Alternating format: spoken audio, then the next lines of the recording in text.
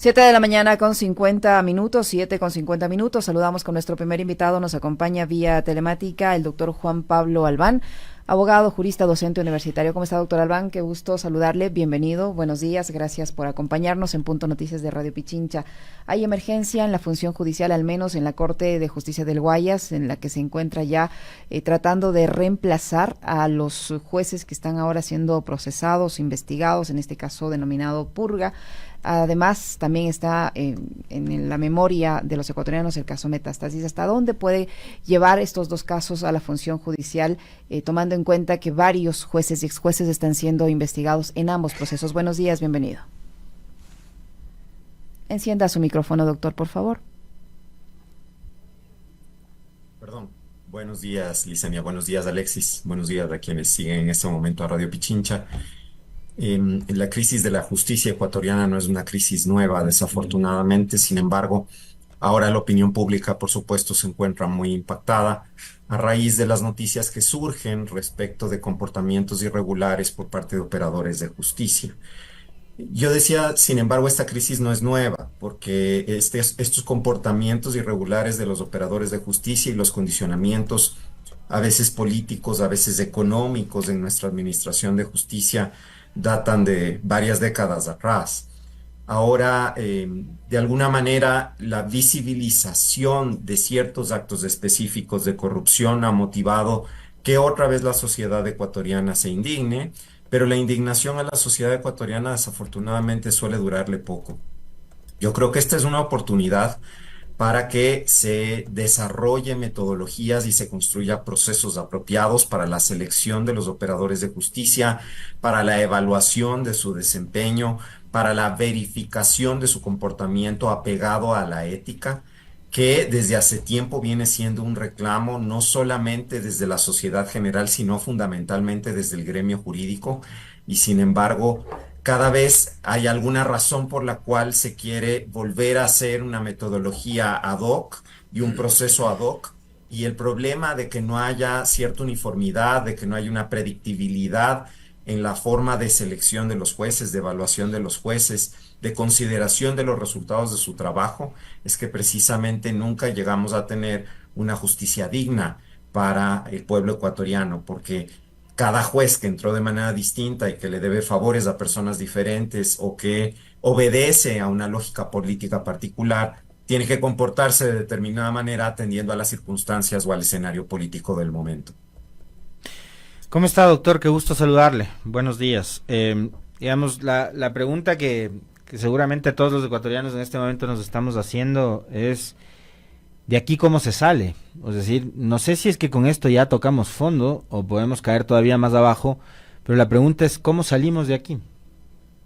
Yo creo que ya tocamos fondo y yo creo que hay que repensar todo el sistema de administración de justicia. Y cuando me refiero a repensar todo el sistema de administración de justicia, no solamente quiero decir las altas cortes, que normalmente se piensa de manera automática en las altas cortes, en la Corte Nacional de Justicia, en las cortes provinciales.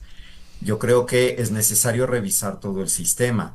En el sistema de administración de justicia, y a mí me consta, no solamente como abogado, en su momento también como parte de un consejo de la judicatura, hay funcionarios que tienen una vocación de servicio muy notable, que tienen una formación muy sólida y que tienen un interés importante de rescatar a la justicia frente al desprestigio institucional que sufre desde hace tanto tiempo.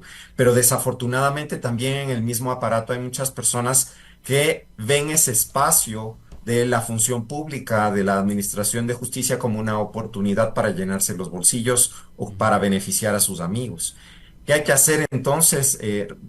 En mi opinión, hay que rediseñar por completo el sistema de administración de justicia y eso incluye, de hecho, instituciones que son parte del sector justicia, pero que no necesariamente administran directamente justicia, sino que comparecen en nombre del colectivo social a reclamar que se haga justicia, como la Fiscalía, como la Defensoría Pública, que de hecho también, porque desde luego no presentan el mismo número de escándalos que los jueces en sí, han tenido momentos incómodos, han tenido situaciones en que evidencian criterios de selectividad, evidencian criterios de poca rigurosidad y en consecuencia también eso hay que revisarlo. No estoy diciendo ni mucho menos que todo el personal del Servicio de Justicia del Ecuador tiene que irse a su casa, pero sin duda tenemos que cambiar de actitud, porque en este momento tenemos un problema muy serio que compromete el ejercicio de todos los demás derechos.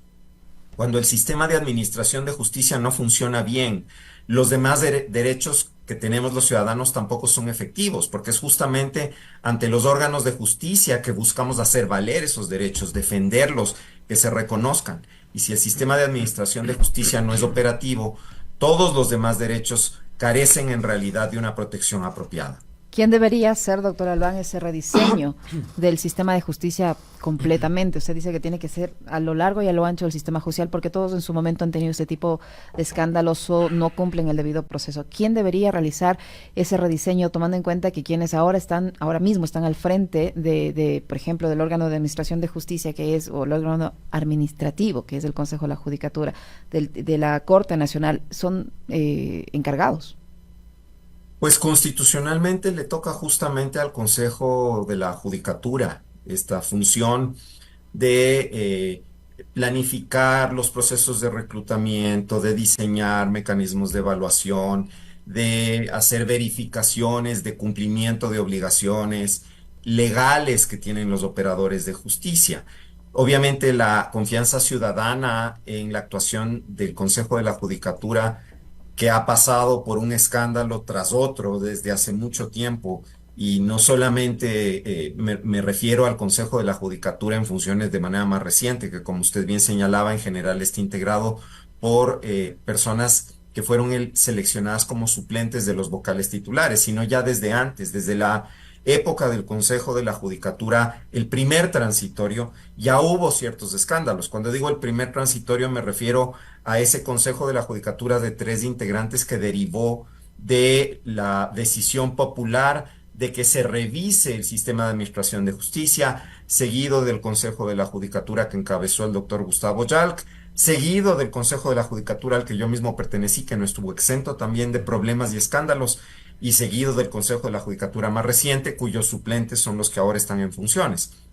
La poca confianza ciudadana se explica entonces porque el Consejo de la Judicatura, más que de ocuparse de los temas de los cuales debería encargarse, que tienen que ver con la correcta administración del sistema de justicia y con el correcto funcionamiento del aparato de justicia, han estado en pugnas internas y problemas de toda índole, y sin embargo constitucionalmente es a ese ente al que le toca. A lo mejor hay que empezar por una revisión de cuáles son los procesos de designación y selección de las personas que van a integrar ese consejo.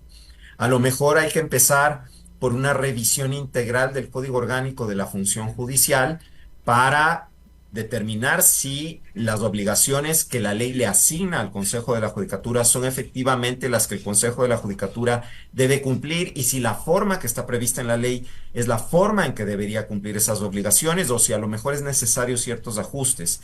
Creo que es importante que en ese espacio, que es el máximo órgano, como usted decía, responsable de los aspectos administrativos de la Administración de Justicia, estén personas altamente reconocidas, pero no altamente reconocidas por sus vínculos políticos, sino altamente reconocidas por su calidad moral, por su desempeño anterior en el ejercicio de la profesión o de la judicatura o de la docencia. Debe tratarse de personas que entiendan cómo el derecho desde un punto de vista técnico funciona y cómo un sistema propio de un Estado democrático para la administración de justicia debe funcionar. Y creo que hasta ahora las designaciones siempre han tenido mucho que ver con el momento político y con la cercanía de algunos de los integrantes, no voy a decir todos, pero de algunos de los integrantes con el poder político que esté en funciones. Esto último que usted acaba de señalar, doctor, me parece a mí, digamos, viene siendo como una de las razones del problema que enfrenta la justicia, no de ahora, sino de toda la vida. Y, digamos, por eso a mí, la semana pasada, cuando le escuchaba al abogado Nebot, me bastaba solamente recordar cuando él fue con un periódico en mano a caerle a golpes a un juez siendo alcalde, o también cuando el expresidente Febres Cordero impidió el ingreso de jueces a la Corte Suprema de Justicia de esa época con tanquetas, y así podríamos recordar muchos otros episodios vinculados a consultas populares y cosas por el estilo que tenían que ver con el manejo de la justicia.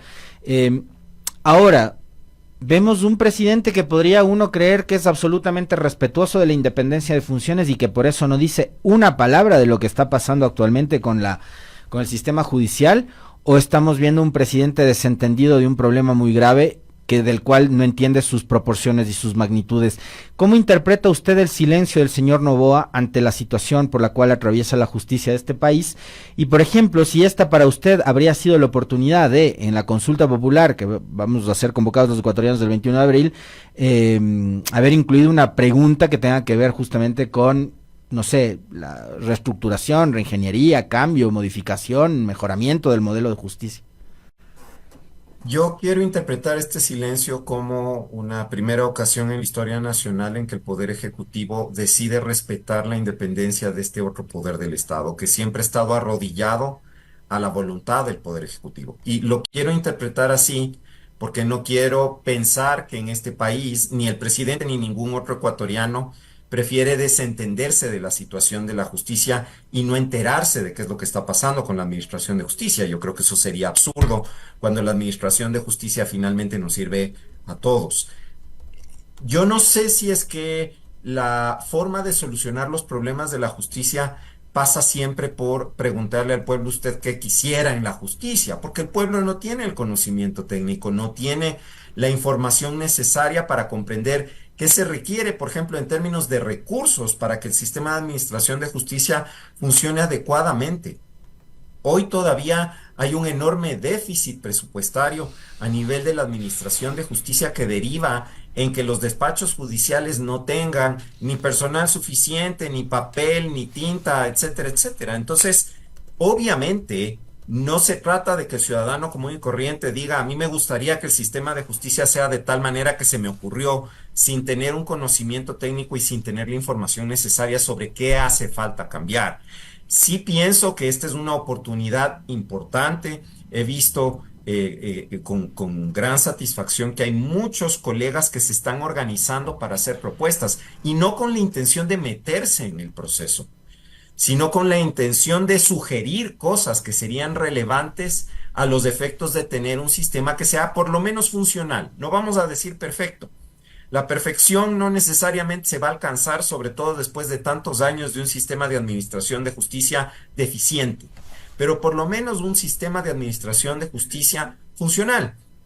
Y creo yo, ojalá, que el órgano máximo de aspectos administrativos del sistema de administración de justicia, que es el Consejo de la Judicatura, debería abrirse y debería escuchar estas propuestas. No digo necesariamente tomarlas, pero por lo menos mirar qué cosas positivas los propios usuarios del sistema, que finalmente no son fundamentalmente los ciudadanos comunes y corrientes, sino que somos los abogados que acudimos en nombre de esos ciudadanos, auspiciando a esos ciudadanos al sistema de administración de justicia. Podemos hacer para que el sistema de administración de justicia mejore por lo menos un poquito.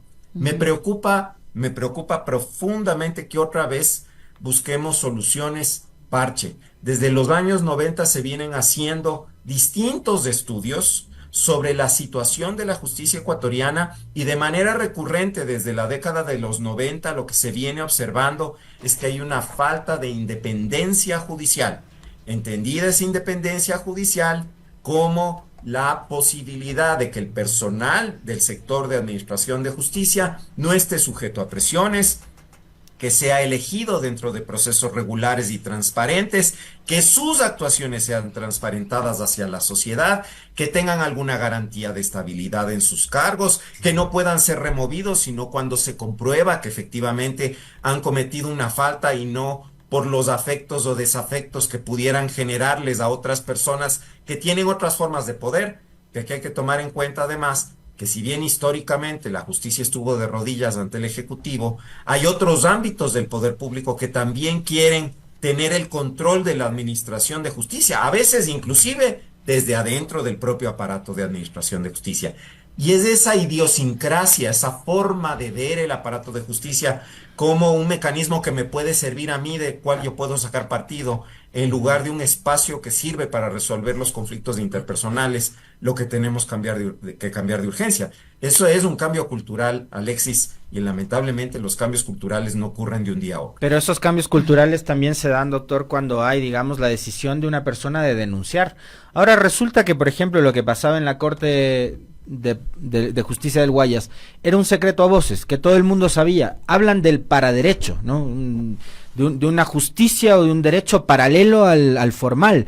De que era un secreto a voces, de que Muentes controlaba las cortes, de que los grupos delincuenciales manejaban las cortes a su antojo, y de que había un tarifario, de que si usted quería mover un juicio o ganar un juicio, lo único que necesitaba era poner plata, como bien algún rato en este mismo espacio Javier Flores, citando al doctor Jorge Zavala Vaquerizo, mencionaba, ¿no?, de que el mejor abogado en este país es un fajo de billetes.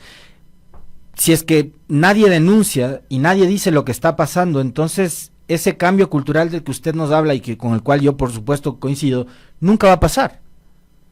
Y esa cultura de denuncia, estoy totalmente de acuerdo con usted, Alexis, esa cultura de denuncia empieza por los propios operadores de justicia. Así es. Lo que pasa es que en el Ecuador, por razones que es difícil entender, denunciar está mal visto.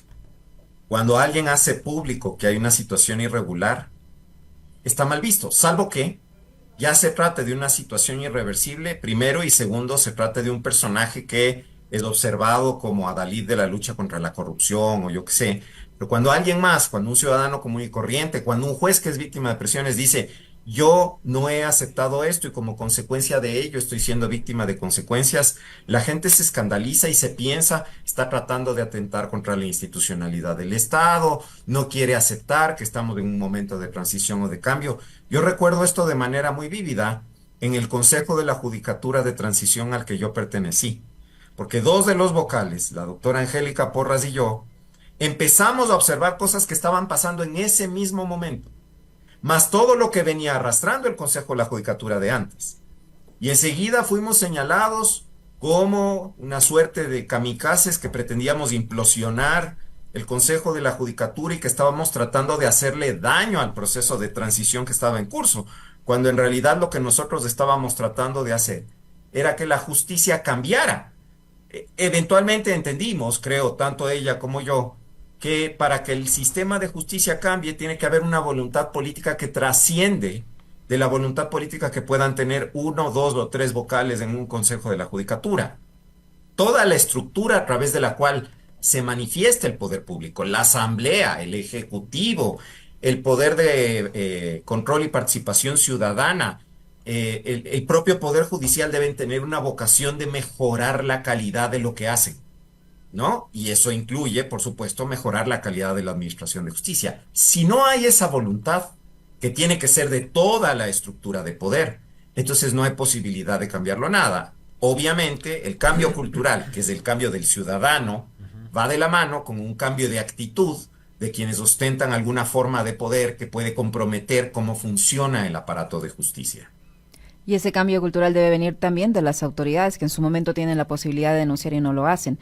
Doctor, usted mencionaba el tema de la independencia, que ese silencio puede obedecer y usted quiere creer que se deba a que hay independencia o se respeta la independencia de funciones, pero resulta que este lío en el que está ahora mismo la función judicial beneficia al presidente de la República. ¿Por qué? Porque estos casos mantienen a la Asamblea o a sus legisladores midiendo sus decisiones y voluntades conforme avanzan estos dos procesos y también tienen en pugna ahí una reforma al Código Orgánico Integral Penal, facilitando así que el presidente de la República se fortalezca con una consulta popular que nada más y nada menos busca, usted sabe, ponerlo a él, posicionarlo a él electoralmente con miras a las elecciones de 2025. Entonces, ¿es solo una coincidencia o realmente es un respeto a la independencia de funciones?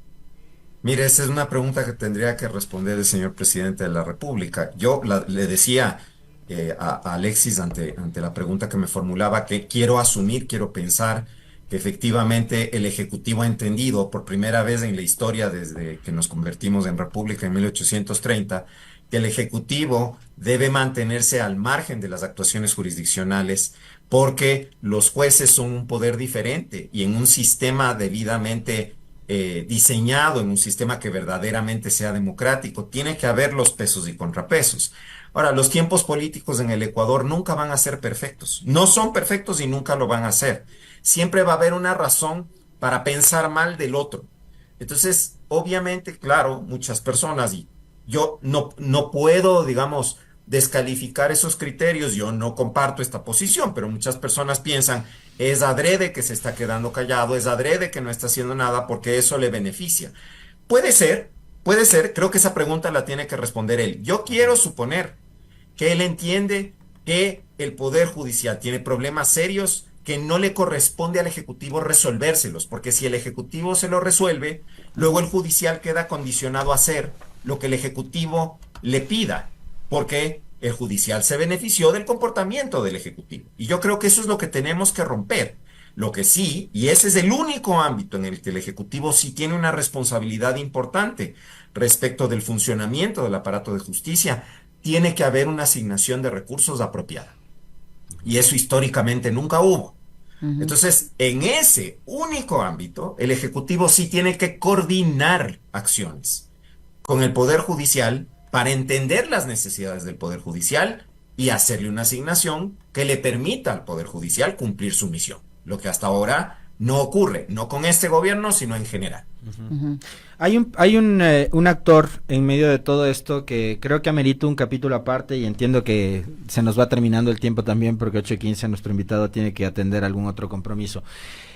Doctor Albán, ¿cuál es su criterio con respecto de las actuaciones en términos generales? No voy a hablar de un caso específico, de un proceso individual, de la fiscal y de la fiscalía en manos de la doctora Diana Salazar, que para un sector de la opinión pública y de la política de este país es una extraordinaria funcionaria, mientras que para otros sectores es una funcionaria que le queda debiendo al país. Yo no, digamos, no, usted sabe que inclusive públicamente hemos tenido algún tipo de diferencia o altercado con la señora fiscal, entonces no quiero alimentar una situación de confrontación y me limitaré a decir que me preocupa que la fiscalía como institución, porque la fiscalía no es la señora fiscal, Así es. la fiscalía es una estructura. A mí me preocupa profundamente que la fiscalía como institución tenga unos criterios muy selectivos al momento de activar procesos o de priorizar cosas. Eso a mí me preocupa porque todos los casos son importantes y este es un país en que los índices de impunidad están por encima del 90% y eso debe preocuparnos a todos los ecuatorianos. La señora fiscal seguramente tiene razones de peso para concentrarse en ciertos temas. A mí de todas formas me preocupa que la fiscalía como entidad tiene unos criterios muy selectivos y eso se vuelve muy patente, porque hay momentos en que se activan ciertas cosas, otros momentos en que se apaciguan totalmente otras.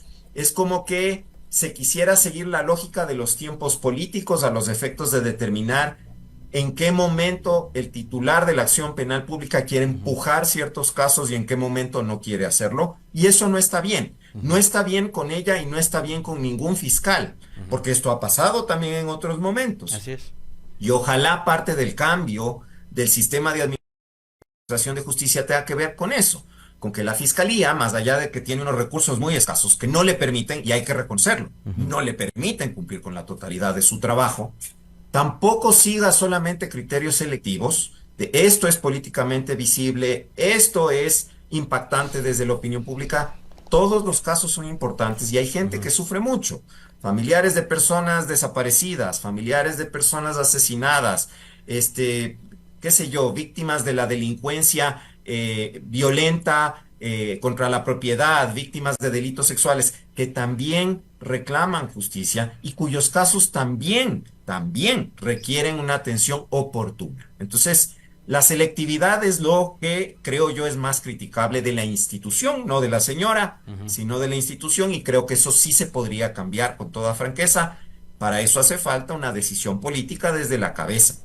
E insisto, no solo ahora, sino en general con cualquier persona que fuera fiscal. Para finalizar, doctor Albán, y en otro tema, quisiera su criterio respecto a cómo se ha aplicado o cómo se ha acogido la decisión de la Corte Constitucional respecto al Museo de la Memoria.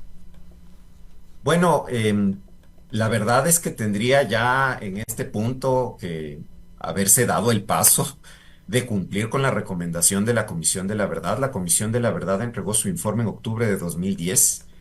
Es decir, a la fecha han pasado 13 años, casi 14. Las recomendaciones no se han cumplido. Parte de las recomendaciones tiene que ver con las reparaciones de carácter simbólico. Entre esas recomendaciones de carácter simbólico, obviamente está el establecimiento de sitios de memoria. La ley de víctimas, la ley para la reparación de las víctimas que se adoptó en noviembre de 2013, también hace alusión de manera explícita a esas reparaciones de carácter simbólico y ya directamente a la necesidad del establecimiento de un museo de la memoria. Y sin embargo, no ha habido ningún interés por parte del poder público de avanzar en estos mecanismos reparatorios, seguramente porque en el juego político también entra este imaginario de estamos beneficiando a determinado partido o a determinado grupo, que es el que auspició la idea de que había que reparar a estas personas. No, las violaciones de derechos humanos hay que repararlas, todas. No importa si nos caen bien o mal quienes fueron víctimas de determinados hechos violatorios de derechos humanos. En este país, no es mi opinión, lo dijo la Comisión de la Verdad, que era una comisión muy respetable, donde estaba el doctor Julio César Trujillo, donde estaba la hermana Elsie Monge, etcétera, etcétera, que se cometieron graves violaciones a los derechos humanos, crímenes internacionales, inclusive crímenes de lesa humanidad, y eso exige que las víctimas sean reivindicadas. Y la forma de reivindicarles, entre otras formas, es a través del establecimiento de lugares de memoria,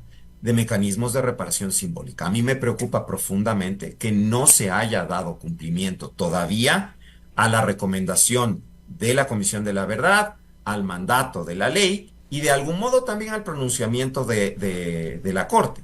Entonces, yo espero, sinceramente, que los poderes involucrados, ahí sí entra en juego, por ejemplo, el Poder Ejecutivo, porque en parte esto tiene que ver con que se entregue una instalación que le ha pertenecido históricamente a la Policía Nacional y que es símbolo de la represión en la década de los 80s, tomen cartas en el asunto y cumplan, ¿no?